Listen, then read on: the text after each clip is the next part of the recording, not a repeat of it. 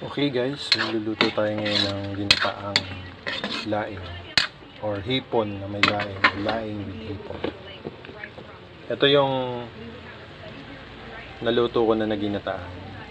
So, i-enhance lang natin kasi kahapon medyo kinulang sa gata yung laing ko. So, bumili nila ako ng panibagong gata ngayon. Dagdagan natin ng hipon. Ayan.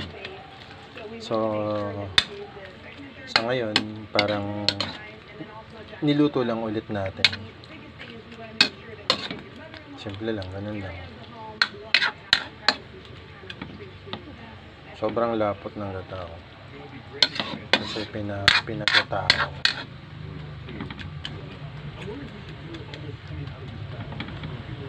Parang iniit lang na laing, dinagdagan ng hipon, at saka panibagong gata.